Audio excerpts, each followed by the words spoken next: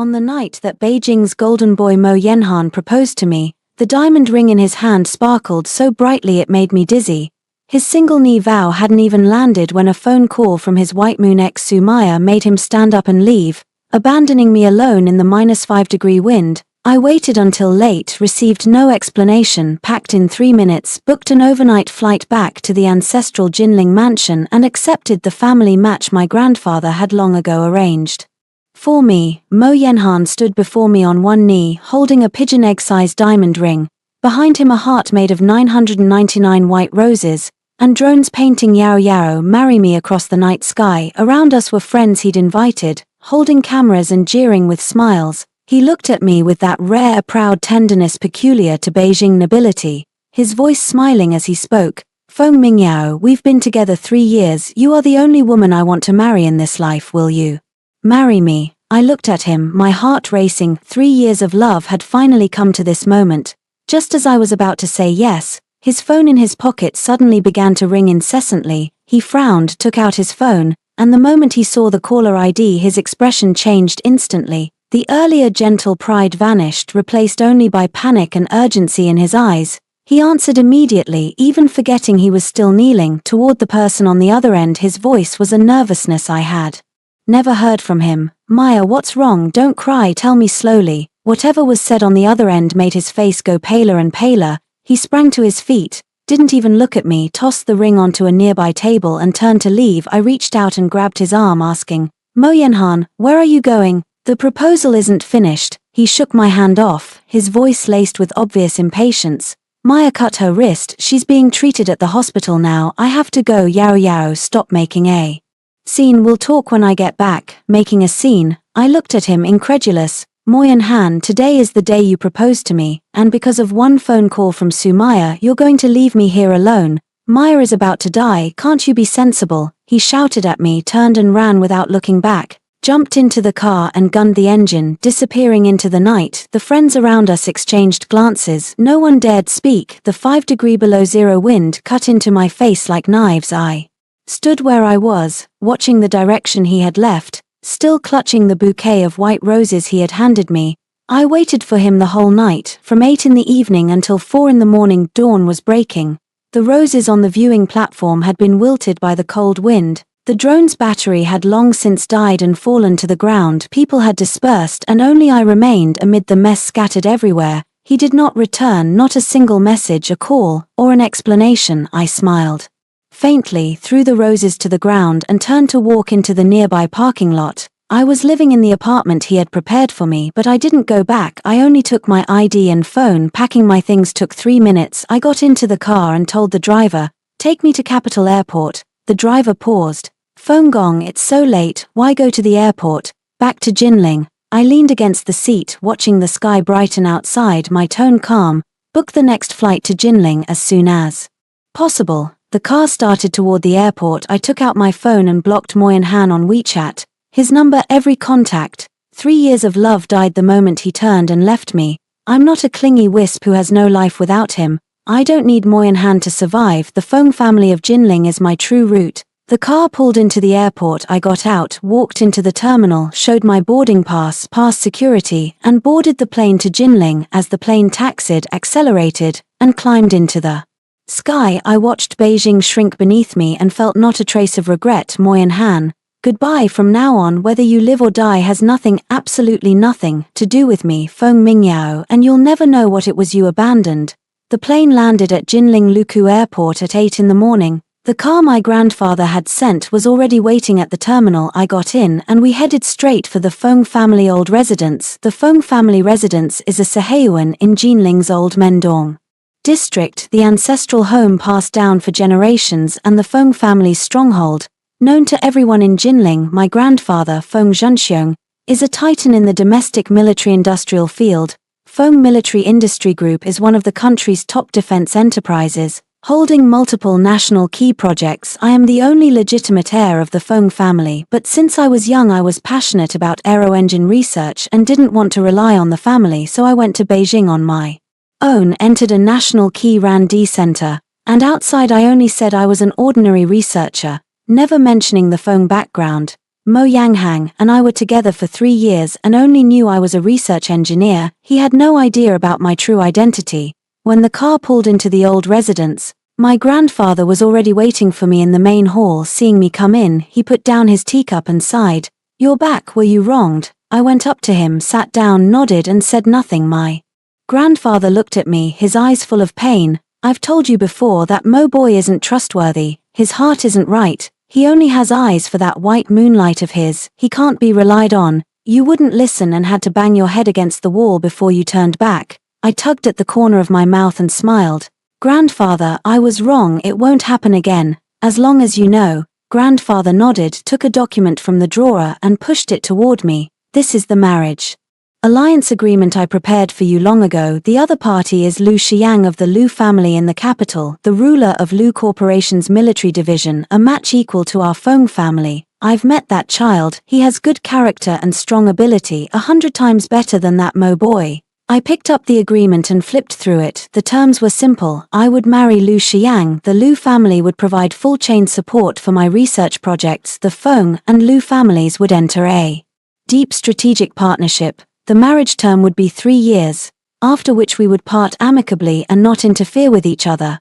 After reading, I took a pen and signed my name on the last page of the agreement. Feng Mingyao. Grandfather stared for a moment after I finished signing, clearly not expecting me to be so decisive. "Yao Yao, are you sure this is a marriage alliance, not something to joke about?" "I'm sure." I put down my pen and looked at Grandpa. "Grandpa, I used to think I had to make it on my own, not rely on the family. Now I understand. Relying on anyone is no match for relying on myself, and relying on family is still better than relying on an unreliable man." Grandpa smiled and nodded. "It's good you've figured it out. Shi Yang will be in Jinling this afternoon. You two can meet and discuss the follow-up." I nodded without speaking. Just then my phone rang. It was an unfamiliar number and I answered. On the other end was Mo Yanhai's voice, hoarse from a hangover and thick with impatience. "Feng Mingyao, where have you gone?" I went back to the apartment to find you and you weren't home. "Haven't you had your tantrum long enough? Come back right now." I leaned back in the chair, my tone calm. "Mo Yanghai, we're finished, the engagement is off, don't contact me again." Mo Yanghai on the other end was momentarily stunned, then laughed, disdain dripping from his words. "Feng Mingyao, are you playing games with me? Is it just because I didn't accompany you to your proposal yesterday? Maya nearly lost her life, how could I not go? Can you be reasonable and stop making trouble?" "Making trouble?" I laughed. "Mo Yanghai, you left me at the proposal scene alone, made me wait in the cold wind all night, without even an explanation, and now you call me the one making trouble. Then what do you want?" His tone instantly cooled. "I already told you. Maya is my sister. If something happened to her I couldn't ignore it. If you make a fuss over this then there's nothing more to say. I'm telling you, Feng Mingyao, don't be shameless. Being able to marry me is a blessing you earned over 8 lifetimes. A blessing, I don't want it." My tone was icy. "Mo Yanghai, starting today we're completely done, no more ties." After I said that, I hung up and put his number on the blacklist. Grandpa looked at me and sighed. "That boy from the Mo family is arrogant to the bone. He doesn't even know what is lost." I didn't reply, staring out at the courtyard. "That's right, he doesn't know. He thinks I'm just an ordinary engineer who can't live without him. He thinks a snap of his fingers will make me obediently return. He's wrong. From the moment he left me, he lost every right." At 3 in the afternoon, Lu Xiang arrived at the old house. He wore a black suit, stood straight, his features sharp and steady, exuding the distinctive fierceness of a soldier while remaining polite. He walked up to me, extended his hand, his voice low and strong. "Miss Feng, hello, I'm Lu Xiang." I took his hand and shook it. "Mr. Lu, hello, I'm Feng Mingyao." He looked at me with open eyes. "Miss Feng, old Master Feng already told me about the arranged marriage. I've reviewed the agreement and have no objections, but I want to make this clear. This marriage is a strategic cooperation. I won't interfere with your private life or force you to do anything you don't want to do, of course. If you run into any trouble I will help you solve it." I looked at him and nodded. "Mr. Lu, the same goes for me. Happy cooperation." He smiled, a flicker of admiration in his eyes. "Happy cooperation." I looked at him, understanding clearly in my heart. This arranged marriage is the start of my counterattack. "Mo Yanghai, didn't you think I couldn't survive without you? I want to see your face when you learn that the next man I chose is Lu Xiang, someone you wouldn't even dare to look up to." And you have no idea what a painful price you'll pay for what you think is just my temper tantrum. I stayed in Jinling for 2 days, Lu Xiang, and I finalized all the details of the marriage alliance, then flew back to Beijing. My RAND project had reached its most critical moment. This is a national key project, there can be no delay. Just after I returned to the research base, my assistant came running over in tears, his face ashen. Engineer Feng, it's bad, something terrible has happened. I frowned. What is it? Tell me slowly. The high-temperature alloy materials we ordered have all been intercepted. The suppliers have unilaterally terminated their contracts. They say they'll pay breach penalties but won't supply us. My assistant was so anxious he was in tears. I asked around. Every manufacturer capable of producing this material refuses to supply us. They say someone made a warning anyone who supplies us would be opposing his Morshuan aviation. My expression went cold in an instant. Mo Yanghang. Of course it was him. High-temperature alloy is the core material for aero engines. Without it, my RAND project can't proceed at all. He's trying to strangle my lifeline to force me to bow. I walked into the lab and the whole project team gathered around me, each with a worried look. Deputy Chief Engineer Li Jun stepped in front of me and sighed. Engineer Feng, it's obvious that Director Mo did this. His influence in the aviation circle is too great.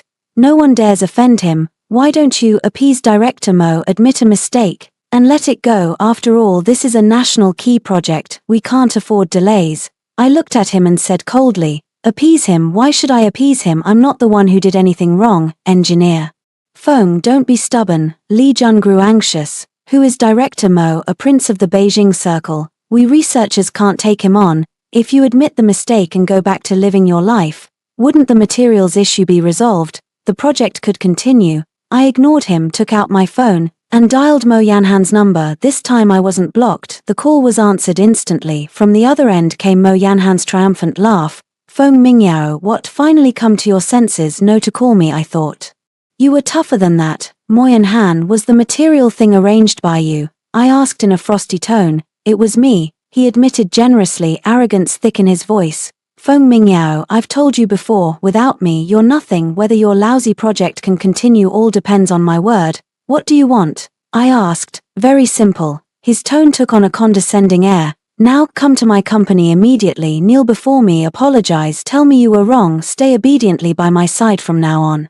And never throw a tantrum again. If I'm pleased, I'll have the materials delivered to you. How about that? I laughed a cold laugh. Mo Yanhan, in your dreams. Feng Mingyao, don't you shamelessly spurn my favor. He flew into a rage. I tell you, without my approval, not a single manufacturer in China will dare supply you. Your project will be completely ruined. You'll become a national criminal. Can you shoulder that responsibility? I can, I said coolly. Then don't trouble yourself, Mo Yanhan. You really think cutting off the material supply will force me to bow? You're so naive, I said. All right, fine. He ground his teeth in fury. Feng Mingyao, just wait, let's see how long you can keep up that tough talk. I hung up immediately and, in front of the whole project team, called Lu Xiang. The phone rang once and was answered. Lu Xian's low voice came through. Yao Yao, what's wrong? This was our agreed pretense for outsiders. He called me Yao Yao to feign intimacy. I spoke calmly. Xiang, the high-temperature alloy core material for my RAND project has been intercepted. All suppliers are too afraid to supply us. I need your help. Lu Xian's tone turned cold in an instant. Who did it? Mo Yanhan. It was him. I know, he was terse and efficient. For this kind of high-temperature alloy, Lu Corporation Military has its own production line. Its performance is better than anything on the market. I'll arrange it now. Within 24 hours the material will be delivered to your RAND base. Whatever amount you need you'll have. Good, thank you, Xiang. No need to be polite with me. His voice softened a bit. If this happens again, call me first. With me here, no one can touch your project. After hanging up, I looked at the stunned project team and said evenly, the material issue is resolved. It will arrive within 24 hours. Everyone return to your posts and continue pushing the project, no delays. The project team erupted, faces full of shock, staring at me in disbelief. They never expected I could solve what they thought was an apocalyptic problem with a single call. Only Deputy Chief Engineer Li Jun's face went pale and flushed in turn. There was a flash of panic in his eyes. I glanced at him but said nothing. He had just begged me desperately to soften toward Mo Yanhan. Now that I'd solved the material problem with one call, his reaction was odd. But right now the most important thing was the project timeline. Other matters I could deal with later. My assistant came up beside me and whispered, "Engineer Feng, who did you call just now? That was amazing." Lu Corporation Military. They're the leader in the domestic military field. I smiled and didn't explain. Moyen Han, you think cutting off the material supply will force me to submit? You have no idea the trump card I hold, something you can never provoke. The pits you dug for me, I will fill in one by one, and the holes you dug will ultimately become your own grave. 24 hours later, the materials arranged by Lu Xiang arrived at the Randi base on schedule. 10 tons of high-temperature alloy with performance even better than what we had previously ordered, fully meeting the project's requirements. The project team cheered and were full of energy. Everyone was highly motivated, and the project schedule not only wasn't delayed but was even ahead of time. But I knew this was just the beginning. Mo Yanghai wouldn't let it go that easily. He would surely have even more vicious methods waiting for me. I looked at the equipment running in the laboratory, my gaze icy. "Bring it on, I want to see what other skills you have, Mo Yanghai." A week later, the China Aviation Industry Annual Summit was held at the Beijing International Convention Center. This is the highest-level summit in the domestic aviation field, gathering all the top enterprises, experts, and magnates in the industry, along with hundreds of media outlets nationwide with full live coverage. Mo's Aviation, owned by Mo Yanghai, was the largest sponsor of this summit, and he was the chairman of the organizers. Lu Xiang and I attended this summit together. As we walked into the venue, everyone's attention focused on us. Lu Xian's status in the military-industrial field is known by all, but he is low-key and rarely attends such commercial summits. No one expected he would appear here, and even walk side by side with me in such an intimate manner. Whispers immediately rose in the hall. "Isn't that Lu Xiang of Lu's military industry? Why is he here and walking with Feng Mingyao? Who is Feng Mingyao? Isn't she that engineer who develops engines? How would she know Mr.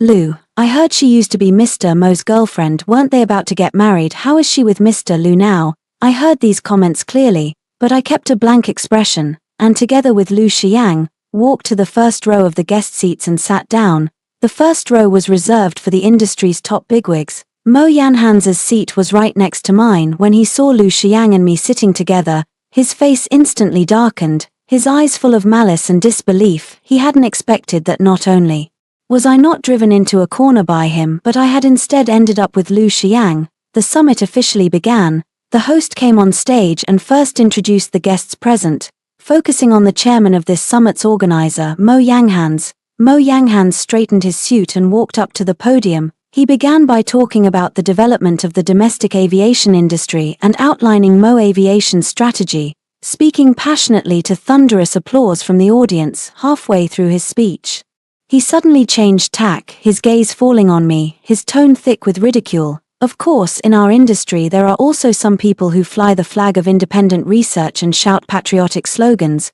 but in reality they're all talk and no skill. They can't even manage the most basic supply chain. Their projects stall and they go searching for backers and shortcuts. People like that don't deserve to stay in our aviation industry, much less handle a national key project." No sooner had he finished than a burst of laughter erupted from the audience and everyone's eyes snapped to me. Obviously, everyone knew he was talking about me. "Mr. Mo must mean Feng Mingyao, right? I heard Mr. Mo cut off her project materials and it almost died. Isn't that so? I heard she broke up with Mr. Mo. He was furious and cut off her supplies. She's definitely out of options now. Looking for a backer. What backer could she possibly find in the aviation circle who doesn't give Mr. Mo face?" Comments rose and fell in waves.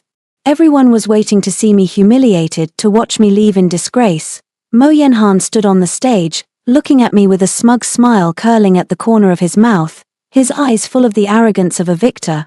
He thought that by humiliating me publicly like this, I would be utterly ashamed and collapse. He was wrong. At that moment, Lu Xiang stood up, took my hand and walked up onto the podium with me. The whole hall fell silent instantly. Everyone was stunned, staring at us in disbelief. Mo Yanhan froze too, staring at us as his face drained white. "President Lu, what are you doing?" Lu Xiang ignored him, picked up the microphone, looked out at the sea of people and spoke in a low, powerful voice that carried across the venue.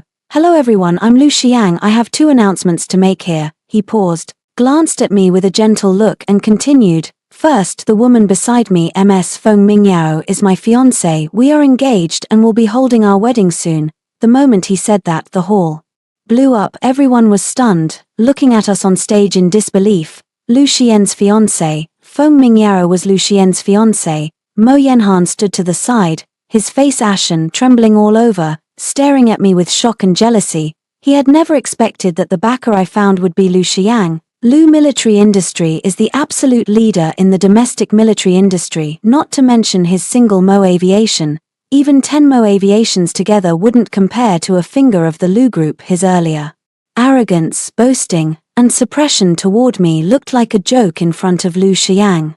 Lu Xiang continued, his tone instantly turning cold. Second, from today onward, Lu Military Industry Group will provide full materials, technical and financial support for the National Key Aero Engine Ran-D project led by my fiancée Ms. Feng Mingyao. Anyone who dares to interfere with her project will be opposing me, Lu Xiang, and the entire Lu Military Industry. A dead silence fell over the hall. No one dared speak or breathe. Everyone knew exactly how weighty that declaration was. Lu Xiang was publicly backing me before the whole industry, providing protection and guarantee. Those who had mocked me earlier shut their mouths one by one, pale and unable to even raise their heads. The suppliers who had refused to provide materials now regretted it deeply. Mo Yanhan stood on the stage, trembling, face white as a sheet, like an idiot, helplessly at a loss. The podium he had carefully prepared to shame me had now become my stage, the place where he was thoroughly slapped in the face. I picked up the microphone, looked out at the crowd and spoke clearly, word by word. Thank you all for your concern. My Ran-D project hasn't stalled. On the contrary, it's ahead of schedule. 3 months from now, the new aero engine we developed will officially begin test flights. When the time comes, everyone is welcome to attend and witness it. Thunderous applause erupted from the audience, sustained and unending. Lu Xiang and I descended the podium side by side under everyone's gaze. As we passed Mo Yanhan, I paused, glanced at him, and a cold smile curled at the corner of my mouth. Mo Yanhan, did you think you could cover the sky with one hand? Did you think you could stomp me underfoot? Now look, who is the joke of the whole industry? He looked at me, his eyes bloodshot, teeth clenched, unable to utter a single word. Lu Xiang and I walked out of the venue. Once inside the car, Lu Xiang looked at me and smiled.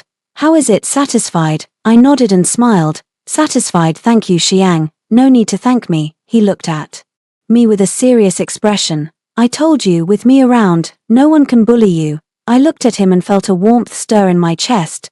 This arranged agreement was originally just a tool I used to fight back, but Lu Xian's forthrightness, reliability, and always being responsive made me feel differently about him. Still, I knew this was not the time to indulge in such thoughts. Mo Yanhan had been slapped hard in public. With his character, he would never let it go. He would surely use even more vicious means to retaliate against me and to destroy my project. I had to prepare in advance. What I didn't expect was that he would be so heartless as to bribe people in my project team to steal my core technology. After the summit, my project progressed unusually smoothly. With technical and material support from Lu Corporation's military division, the project team was full of energy and the core technology development had already reached the final stages. But I soon noticed something wrong. The core design drawings I had stored on the secure computer showed signs of having been opened. The project's core data could only be accessed by the core members of the project team, and they had all signed confidentiality agreements. Any leakage would incur criminal liability. I immediately initiated a confidentiality audit and I called Lu Xiang to have him send a professional security team to help. That same day, Lu Xiang dispatched the country's top security team to conduct a comprehensive inspection of the research base's systems, computers, and surveillance. 3 days later, the inspection results came back. The head of the security team placed a report in front of me. His face grave. Director Feng, we found it. The person who leaked the data is your project's deputy chief engineer, Li Jun. I froze for a moment, then I realized, of course it was him. When Mo Yanhan cut off the material supply earlier, he had been desperately urging me to soften my stance toward Mo Yanhan. At the time, I already felt something was off. The head of the security team continued. Our investigation found that Li Jun had been in close contact with Mo Yanhan 3 months ago. Mo Yanhan gave him a 5 million deposit and had him act as an insider within the project team, reporting project progress at any time. Just yesterday he transmitted some of the project's core design drawings to Mo Yenhan.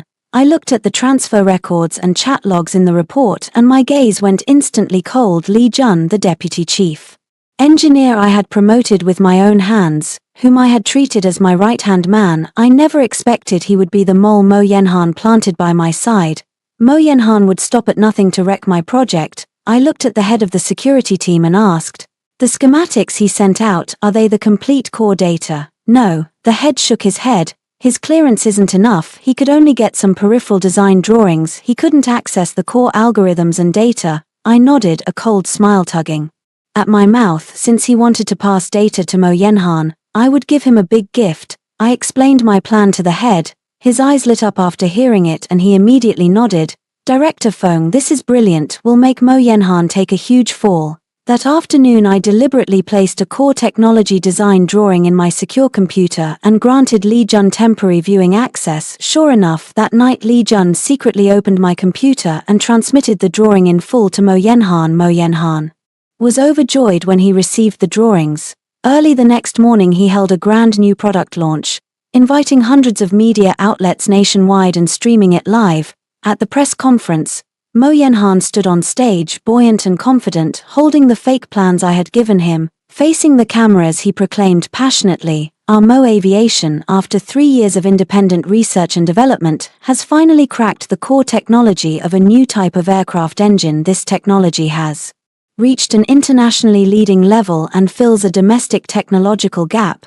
Mo Aviation will be the first private enterprise in the country to own an aircraft engine with fully independent intellectual property." Applause thundered in the auditorium, photographers snapped frantically, and the internet instantly blew up. The hashtag #MoAviation breaks engine core technology has shot to the top of trending lists and everyone online was praising Mo Yenhan as a national entrepreneur and the hope of the domestic aviation industry. Flushed with pride, Mo Yenhan became arrogant, even making thinly veiled jabs at me during the launch, insinuating that some peers were taking government funding yet producing nothing, only seeking attention. Just when he was most smug, I made my move. First I had our lawyers take the full evidence to the police. The police immediately rushed to the RAND base and arrested Li Jun, who was in the office waiting for Mo Yenhan to transfer his final payment. After being arrested, Li Jun confessed without hesitation to taking bribes and leaking project secrets. And he directly testified that Mo Yenhan had ordered him to do it. Next, I issued an official statement through proper channels. The statement included the chat logs and transfer records between Li Jun and Mo Yenhan, Li Jun's confession, and a comparison between the drawings Mo Yenhan displayed at the press conference and the designs I had created, clearly proving that Mo Yenhan's proclaimed self-developed technology was stolen from my project. I also explicitly pointed out that the drawings Mo Yenhan had obtained were a fake set with serious design flaws. An engine manufactured according to those plans would have severe safety hazards and would inevitably cause catastrophic failure and loss of life if flown. Once the statement was released, the internet exploded. The users who had been praising Mo Yenhan instantly flipped and began to attack him viciously. "Oh my god, it was stolen tech, fake. Mo Yenhan has no shame. Stealing technology from a national key project, that's a crime, right? Arrest him now." A national entrepreneur, more like a national disgrace. Disgusting. Mo Aviation's stock price plummeted the moment the statement was published, dropping 18% in a single day and vaporizing billions in market value. The securities regulator immediately announced an investigation into Mo Aviation for suspected disclosure violations. Mo Yenhan's new product launch instantly became the biggest national joke. Instead of gaining fame from stolen technology, he was embroiled in a huge scandal for stealing state secrets and saw his reputation destroyed. I sat in the office, staring at the news online, expressionless. "Mo Yenhan, you wanted to steal my technology, to climb over my achievements. You were far too naive. What I gave you was never a ladder to the sky, but a death warrant sending you to hell. What you stole wasn't technology but the evidence that would put you in prison, and this is only the beginning. The white moonlight you cradle in your palm, Sumaya, has an even bigger surprise waiting for you." After the tech theft blew up, Mo Yenhan was in utter chaos. The company's stock price plunged. The securities regulator opened an investigation. Banks demanded repayment.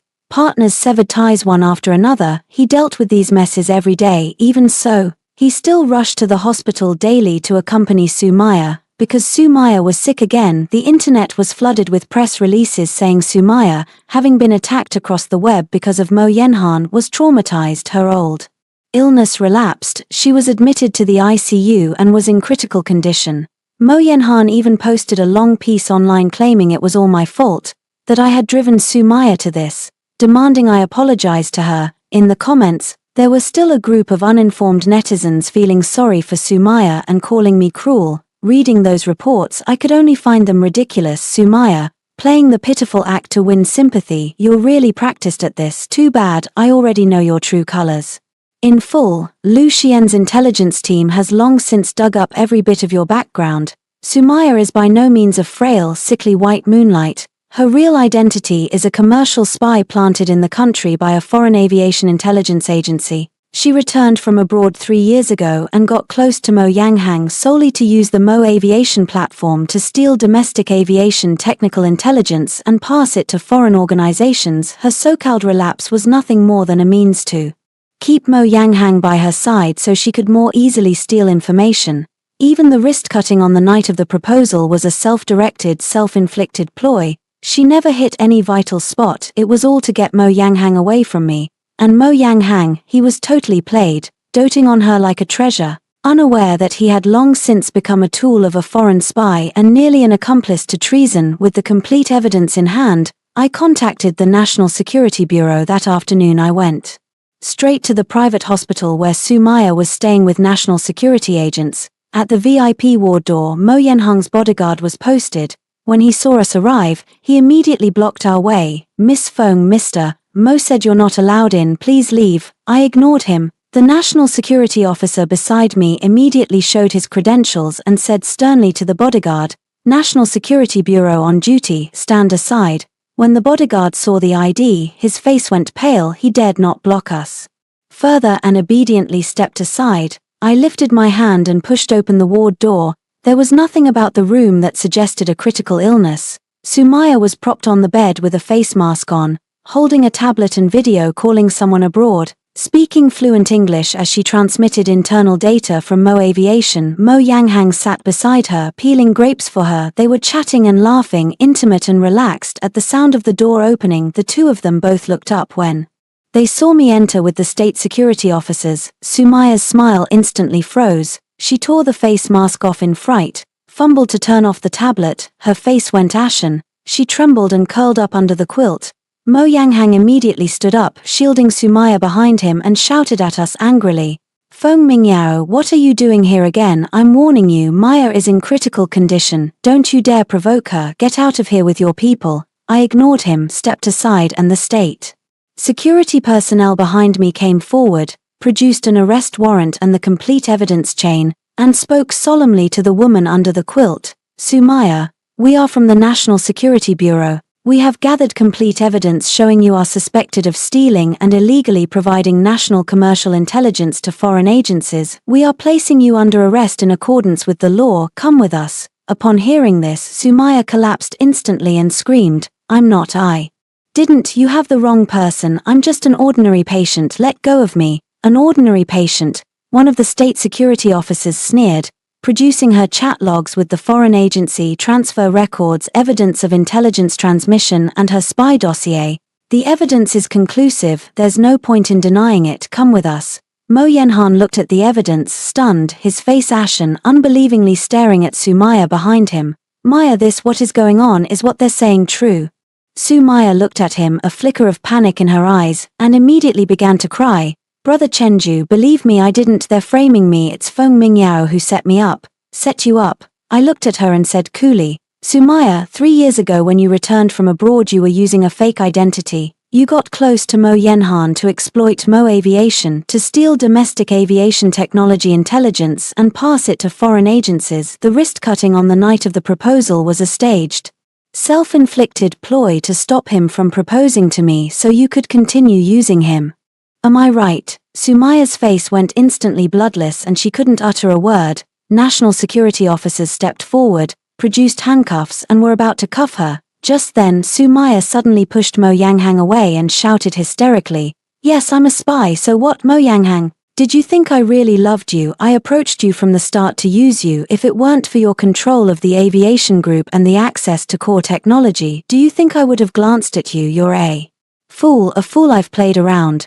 Mo Yanghang stood frozen, trembling all over, his face deathly pale, as if struck by lightning, looking at Sumaya in disbelief. The white moonlight he had cherished in his palm for 3 years, the woman he would leave his fiancée's proposal scene to protect, turned out to be a spy who used him.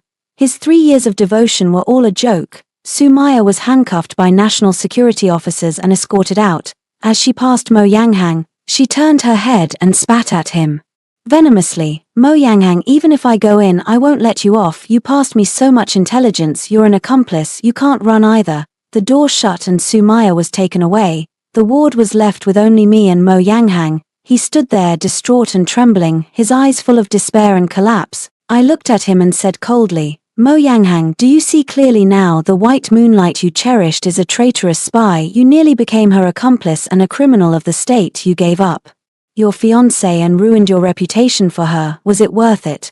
Mo Yanghang snapped his head up, his eyes bloodshot, and suddenly howled hysterically, get out of here. It's all your fault. If not for you, Maya wouldn't be like this. I wouldn't be like this." I laughed coldly. Even now, he won't reflect on himself and instead blames me for everything. Hopeless, I ignored him and turned to leave the ward. With Sumaya arrested, Mo Yanghang lost not only his white moonlight but also was implicated in leaking state secrets, sinking into an irretrievable abyss. And I knew that wasn't enough. What he cared about most was his Mo Aviation, his monopoly in the aviation industry. Next, I would personally break his monopoly and take away what he valued most. Let him taste what it's like to have nothing. After Sumaya's arrest, Mo Yanghang fell into utter despair. Because of Sumaya's case, national security launched an investigation into him. He had to go to the State Security Bureau every day to cooperate with questioning and was overwhelmed.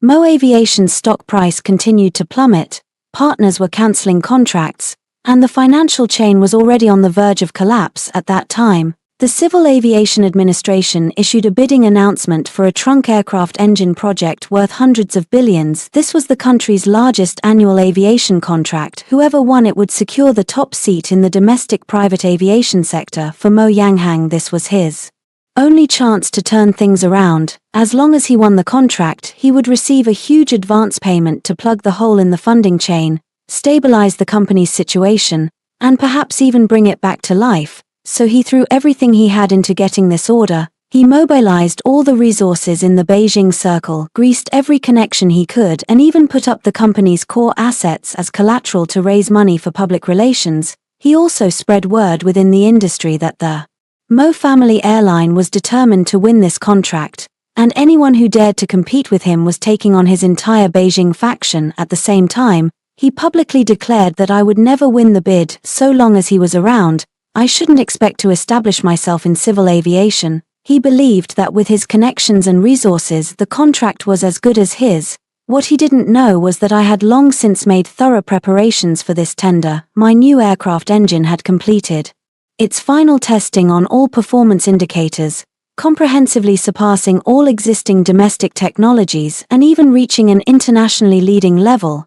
The bidding meeting was held that day in the conference room of the Beijing Civil Aviation Administration. Participating in the bid were more than a dozen of the country's top aviation companies. Mo Yanghang sat at the front with his team, full of vigor as if victory were already assured. When he saw me walk in with my team, his face instantly darkened. He sneered at me and mouthed, "Overestimating yourself." I ignored him, went to my seat and sat down. The bidding meeting officially began, and each company took the stage in turn to present their proposals.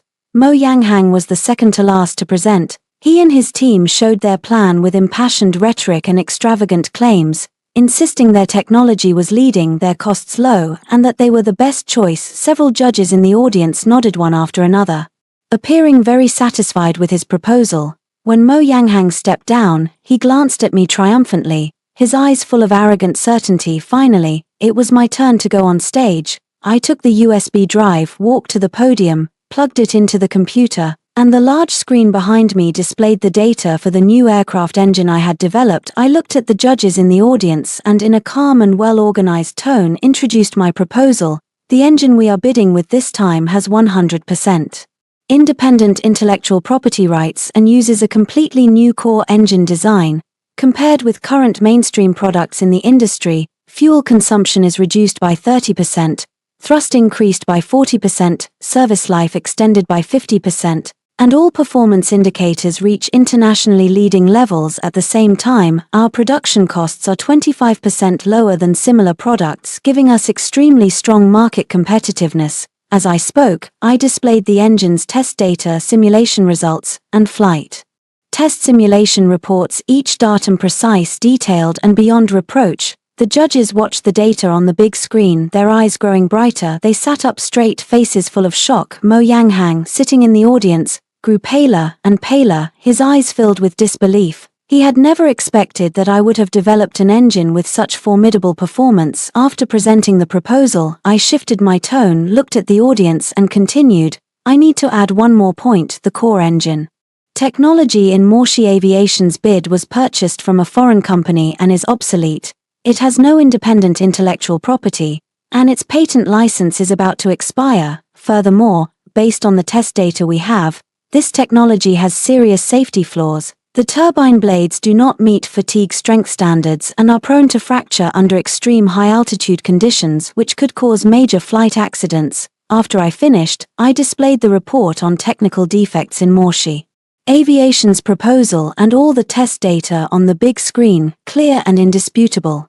The room instantly erupted. The judges stared at the figures on the screen, their expressions darkening, and they looked at Mo Yanghang with obvious dissatisfaction and suspicion. Mo Yanghang suddenly stood up and shouted at me, "Feng Mingyao, you're lying, you're slandering me, your report is forged. If it's forged, the judges can have a third-party agency test it and see immediately." I looked at him calmly. Mr. Mo, using obsolete foreign technology with safety hazards to bid for a national project worth hundreds of billions, are you worthy of the nation's trust? Are you worthy of the millions of passengers? Mo Yanghang stood frozen, his face pale and trembling, unable to say a word. I stepped down from the podium and returned to my seat. Next, the judges moved into a closed-door deliberation. Half an hour later, the results were announced. The host walked onto the stage holding the results and loudly declared, after a unanimous vote by the entire evaluation committee, the winner of this civil aviation administration trunk aircraft engine project is MS Feng Mingyao's RAND team, Feng Military Group. Thunderous applause erupted throughout the hall. I stood up and bowed to the judges. Mo Yanhan remained seated, completely frozen, his face ashen and his eyes unfocused. His only chance to turn things around had been snatched away by my own hands. Not only had he failed to win the contract, but his technical flaws and safety hazards had been exposed publicly, leaving him utterly unqualified to remain in the civil aviation industry. The bidding session ended and I left the conference room with my team. Mo Yanhan chased after us, blocking my path, bloodshot eyes fixed on me. "Feng Mingyao, you did this on purpose, you intentionally ruined me." I looked at him and said coldly, "Mo Yanhan, if your skills aren't up to par, you should accept the loss. This contract was won by merit, not connections. Your technology is poor and unsafe. Who are you blaming? I won't let this go." He gritted his teeth, speaking word by word. "Feng Mingyao, even if I die, I'll drag you down with me." I smiled faintly, ignored him, walked around him and left. I knew he had been driven to a dead end. A cornered dog will jump a wall, a desperate man will do crazier things. But I was not afraid. The more frantic he became, the faster he would destroy himself, and he had no idea that his next moves would utterly drive him out of the group he had founded. After losing the trillion-yuan contract, Mo Group Aviation fell into irreversible ruin. When the banks saw that Mo Yanhan had lost the core order, they immediately announced they would call in all loans early and froze all of Mo Group Aviation's accounts. Partners tore up agreements and demanded huge breach of contract compensation. Suppliers came to demand payment, and the company's cash flow was completely cut off. Mo Group Aviation's stock hit consecutive limit downs, its market value plummeting from over 30 billion at its peak to less than 5 billion, evaporating nearly 90%.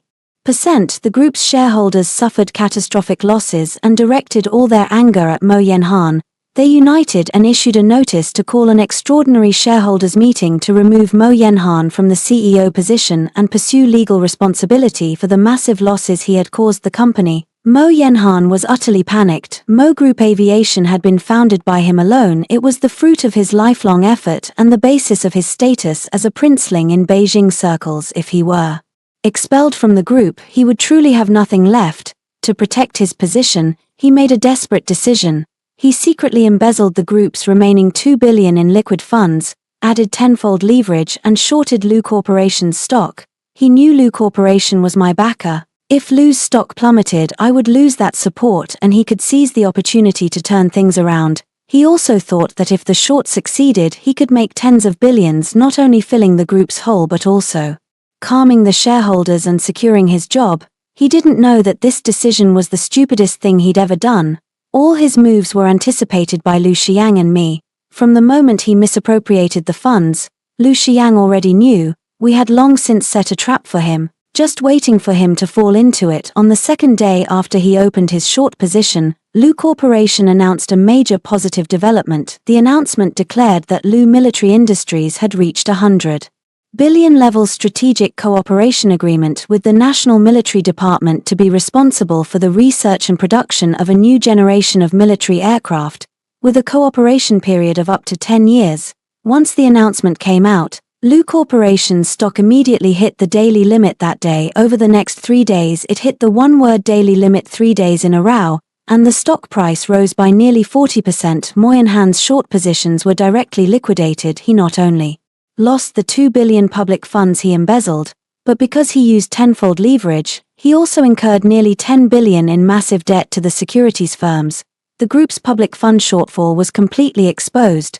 When the news reached Mo Aviation, the shareholders were furious. An emergency shareholders meeting was convened ahead of schedule. Lu Xiang and I also attended this shareholders meeting because in the past few days we had acquired 15% of Mo Aviation's tradable shares on the secondary market, becoming the group's third largest shareholder. We were qualified to attend the meeting.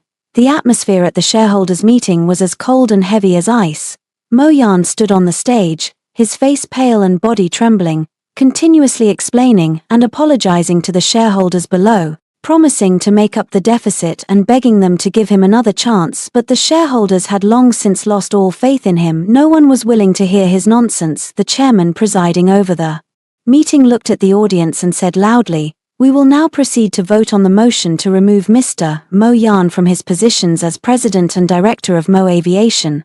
Those in favor, please raise your hands." As soon as he finished speaking, the shareholders below raised their hands in unison. Unanimously passed. Not a single person was willing to give him another chance. The chairman looked at Mo Yan and said coldly, "Mr. Mo Yan, effective immediately, you are officially removed from all positions at Mo Aviation. At the same time, the group will initiate legal action against you for embezzlement of public funds and causing the company enormous losses and will pursue legal responsibility.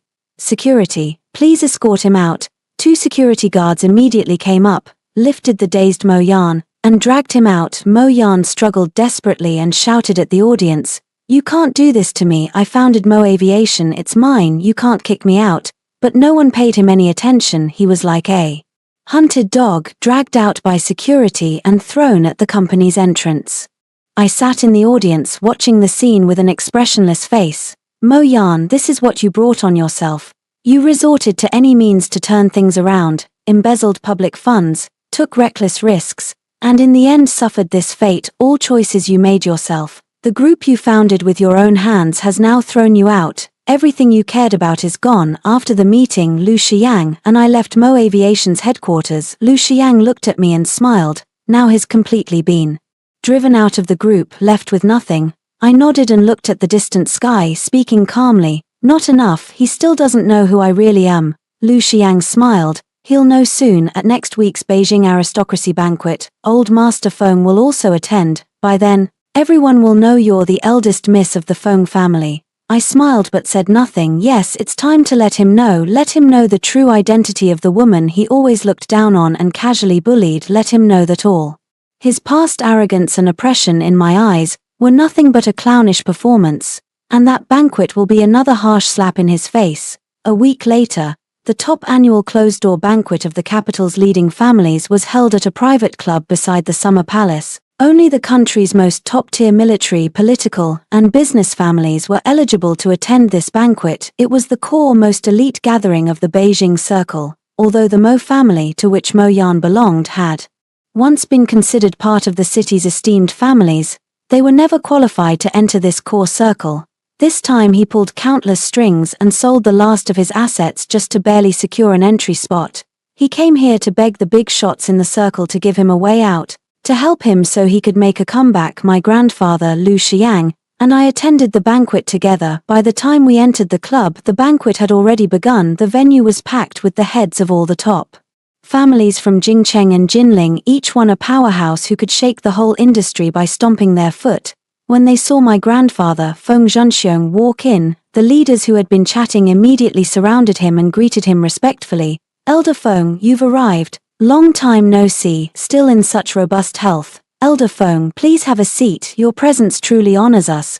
Grandpa smiled and exchanged pleasantries with them, then his gaze fell on me. He introduced me to everyone with a smile. "Let me introduce my granddaughter, Feng Mingyao. She is the Feng family's only direct heir." All eyes turned to me, full of admiration and respect. The organizer's big boss immediately approached, bowed slightly and said respectfully, "Miss Feng, we've heard so much about you. Your development of the aero engine has truly brought honor to the nation. Welcome home." The entire hall burst into applause and their looks at me were full of awe. The Feng family's only direct heir, everyone present understood how weighty those 8 words were. The Feng family of Jinling is a titan in the country's military-industrial sphere, holding the nation's core military resources, a true pillar of the state, completely incomparable to an ordinary Jing Circle family like the Mo's. At that moment, Mo Yangyang pushed through the crowd. His ill-fitting suit, disheveled hair, and bloodshot eyes made him look exhausted and haggard, completely different from the arrogant prince of the Jing Circle he used to be. He had been about to step forward to beg a big shot for help, but then he saw this scene. When he heard the words "the Feng family's only direct heir," he froze as if struck by lightning. He stood in place, pale and trembling, staring at me in disbelief. He finally understood. He finally realized that Feng Mingyao, the woman who had loved him for 3 years, whom he'd casually abandoned on a proposal street, whom he had bullied and humiliated, was not an ordinary research engineer. She was the eldest miss of the Feng family of Jinling, the sole heir of a top domestic military-industrial house, someone he couldn't even look up to. He had once thought that 3 million would make her obedient. He had cut off supplies to force her to bow. He had used the little influence he had to try to blacklist her. In hindsight, those actions were nothing but the antics of a clown, ridiculous to the extreme. He had always believed he was the exalted prince of the Jing Circle, that he was being magnanimous in tolerating me, that I was the one reaching up to him. In the end, he was the frog in the well. It was he who had been reaching for me without realizing it, while treating me like a soft target to be toyed with. I looked at him, a cold smile curving my lips, and stepped up to him. The crowd fell silent, watching us with a spectacle-seeking gleam in their eyes. My tone was calm but every word cut to the core. "Mo Yangyang, do you understand now who I am?" He stared at me, his lips trembling, unable to utter a word. His eyes were full of despair, regret, and disbelief. "You always thought you could be indispensable to me, that I was just an ordinary engineer, that you could manipulate and humiliate me at will." I looked him in the eye and said coldly, "Let me tell you, from the very beginning, if I'd wanted to rely on the Feng family's background, 10 Mo aviation companies wouldn't have meant anything to me. I've been with you for 3 years and never mentioned my family background because I wanted to rely on my own ability, not because I didn't have one. You discarded me on the street for your white moonlight, leaving me to wait all night in the cold wind. You cut off my material supply to force me to bow. You bribed insiders to steal my technology to try to ruin my project. You used every resource to try to blacklist me." I paused, looked at him and spoke slowly, word by word.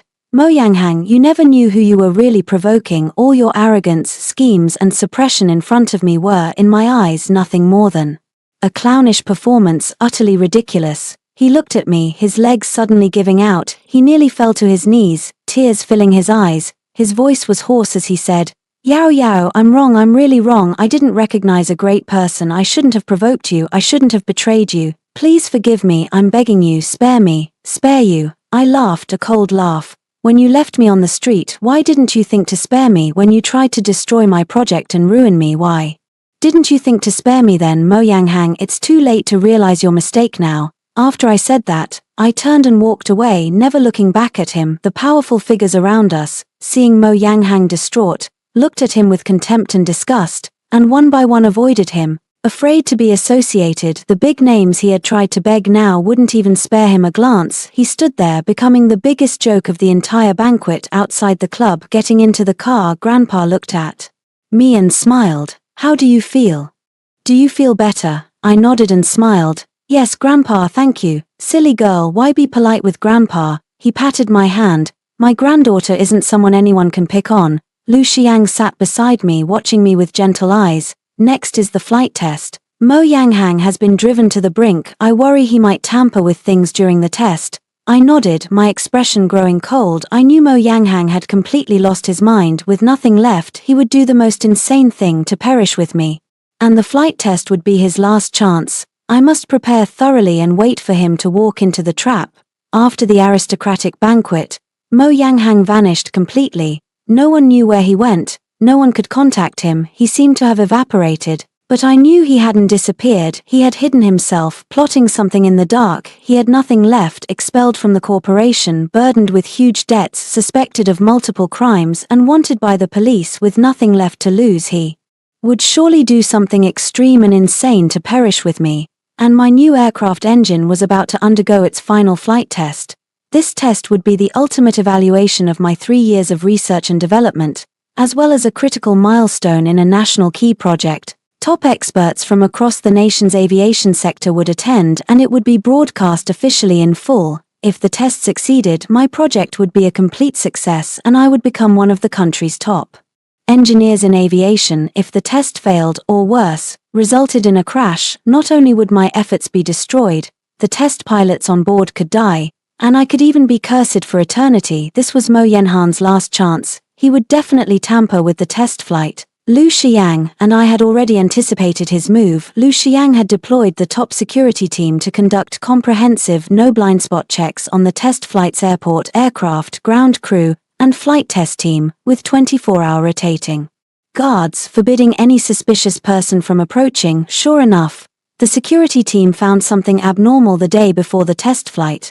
A ground technician responsible for aircraft maintenance sneaked into the hangar late at night and implanted malicious code into the aircraft's flight control system. This program would lock the operating system when the plane reached 10,000 meters altitude, causing the aircraft to lose control and ultimately crash. The security team arrested the ground technician on the spot and found chats and transfer records between him and Mo Yanghang on his phone. Mo Yanghang had given him 10 million, asking him to sabotage the plane, and promised another 10 million to help him flee abroad if it succeeded. The culprit and the evidence were both in hand. The proof was conclusive. I looked at the evidence and my expression instantly turned cold. Mo Yanghang, to take revenge on me, had gone so far as to lose his humanity. He not only wanted to ruin my project but also intended to kill the test pilots on board, causing a deadly crash. This behavior was no longer mere revenge. It was a serious criminal act and a threat to public safety. I immediately reported it to the police and handed over all the evidence to them.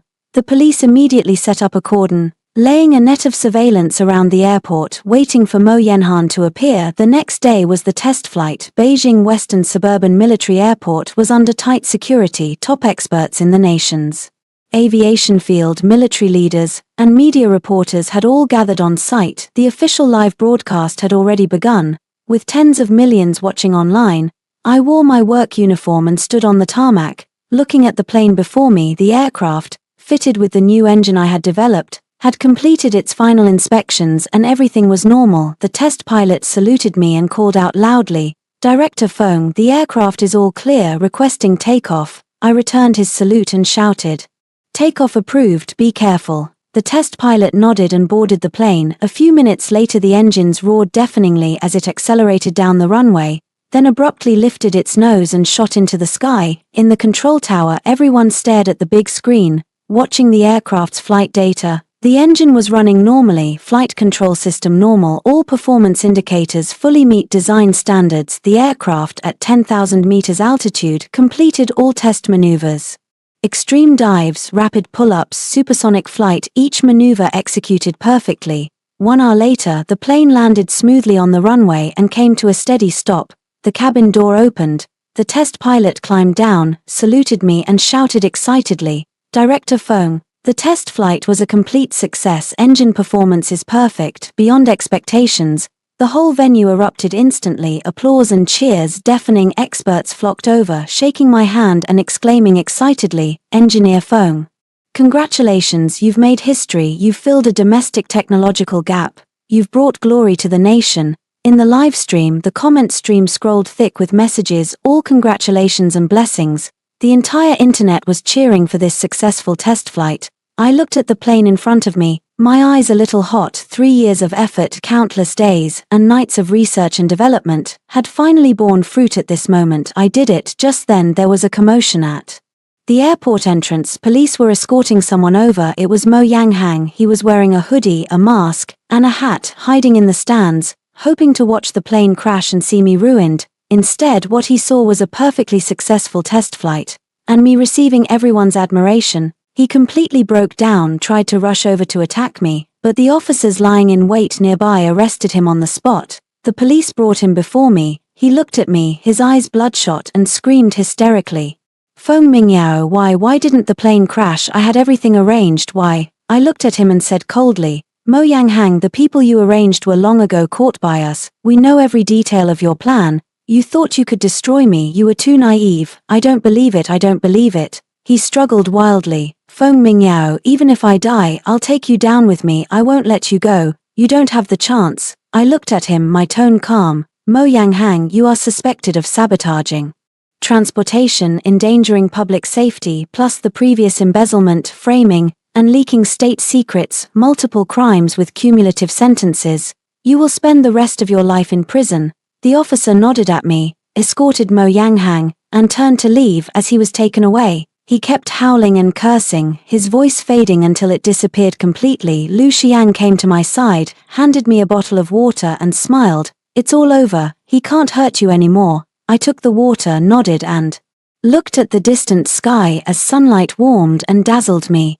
Yes, it was all over. The man who betrayed me, hurt me, and tried to destroy me had finally received his due punishment, but I hadn't expected that another ultimate truth was waiting for me, one about 20 years ago about my father, and about the untold feud between him and the Mo family. After Mo Yanghang was arrested, his trial began quickly. He faced so many charges: sabotaging transportation, endangering public safety, embezzlement, framing, and harboring criminals. For each charge there was a complete chain of evidence, ironclad. I attended the trial in court. Mo Yanghang wore prison garb, his hair streaked with grey, haggard, completely different from the once confident prince of the Beijing circle.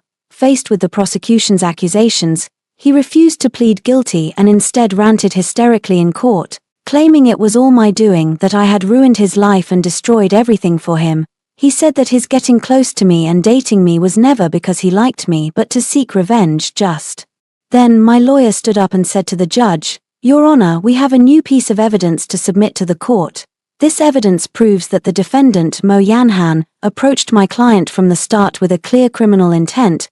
The judge nodded and allowed the evidence to be submitted. My lawyer projected a file that had been sealed for 20 years onto the big screen. Everyone in the courtroom looked at the big screen. The lawyer looked at the file and read, word by word, 20 years ago my client Ms. Feng Mingyao's father, Mr. Feng Jianjun, was a top domestic aeronautical engineer who led the development of the country's first generation of domestically owned aircraft engines. The defendant Mo Yanyan's father, Mo Mingyuan, at that time was Mr. Feng Jianjun's deputy. Mo Mingyuan, in order to steal this core technology and sell it to foreign organizations for huge profits, tampered with the plane used for test flights, causing it to crash during a test flight and resulting in Mr. Feng Jianjun's death at the scene. Afterwards, Mo Mingyuan's crimes were exposed. He was sentenced to life imprisonment, and he died in prison. When those words came out, the whole courtroom erupted. Everyone turned to look at Mo Yanhan in the defendant's seat, their expressions full of shock. Mo Yanhan's face went ashen, his whole body trembling as he stared in disbelief at the file on the screen. The lawyer continued,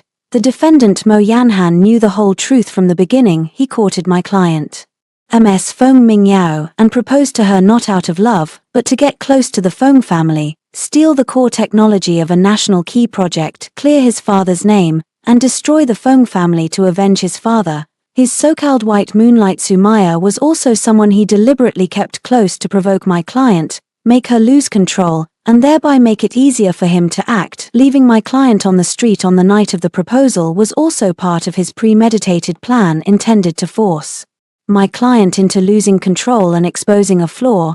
The whole courtroom erupted instantly. It turned out that from the very beginning, it had all been a meticulously planned conspiracy. 3 years of feelings were all fake. He didn't get close to me out of love, but for revenge, to ruin the Feng family. I sat in the plaintiff's seat, expressionless. Actually, my grandfather had long ago told me about this. He never hid from me the truth about my father's death. I knew Mo Mingyuan was the murderer who killed my father, and I knew Mo Yanghang was his son. But at first I thought the grudges of the previous generation shouldn't be dragged into the next. I assumed Mo Yanghang was innocent. When I was with him at the start, I wanted to see whether he was like his father. As it turned out, he really was like his father, selfish, vicious, willing to use any means to achieve his ends, even more depraved and frenzied than his father. The lawyer paused, then released the final ultimate piece of evidence. Your Honor, we have one more piece of evidence. The Feng family had long ago fully uncovered Mo Mingyuan's crimes and, cooperating with the police, provided a complete chain of evidence that brought Mo Mingyuan to justice. But because the defendant Mo Yanghang was only 5 years old at the time, Elder Feng spared him out of compassion for his youth, even secretly supporting the Mo family so he could grow up smoothly. Unexpectedly, he repaid kindness with enmity, scheming to retaliate against the Fengs and harm my client. When that line came out, the whole courtroom erupted again. Mo Yanghang stood in the defendant's dock, completely shattered. He had always believed that the Feng family had ruined his family and caused his father's death, that he was avenging his father and doing the right thing. In the end, it turned out his father was the heinous killer, and the Feng family had not only failed to wipe him out, they had even supported him. His long-planned revenge was nothing but a huge joke. He repaid kindness with hatred and hurt the only person who had ever shown him goodwill. He looked at me, his eyes full of despair, remorse, and collapse. His legs went weak and he slumped onto the defendant's bench. The judge struck the gavel and pronounced the verdict in court. Defendant Mo Yanghang, convicted of damaging transportation equipment, endangering public safety, embezzlement, false accusation, and framing, and harboring a criminal, multiple offenses to be punished cumulatively, sentenced to life imprisonment. Deprived of political rights for life, not eligible for commutation. The gavel fell, sealing the decision. Mo Yanghang was escorted out of the courtroom by the bailiffs. As he passed by me, he stopped, looked at me, tears falling, and his voice hoarse as he said, "Yao Yao, I was wrong, I really was wrong, I'm sorry." I looked at him, expressionless, and didn't say a word. Sorry. Too late. He killed my father, schemed to destroy me, to ruin the Feng family, did so many monstrous things. One sorry can't possibly make up for any of it. I turned and walked out of the courtroom. The sunlight outside fell right on me. 20 years later, my father's vengeance was finally served. What he owed my father, what he owed me, what he owed everyone he had hurt, let a lifetime in prison pay it back. Lu Xiang waited for me at the courthouse door. He came up to me, handed me a bouquet of sunflowers and smiled. "It's all over from now on, no one will ever hurt you again." I took the flowers, looked at him and smiled. Yes, it's all over. Those dark, painful, betrayal-filled days have passed, and my future is bright.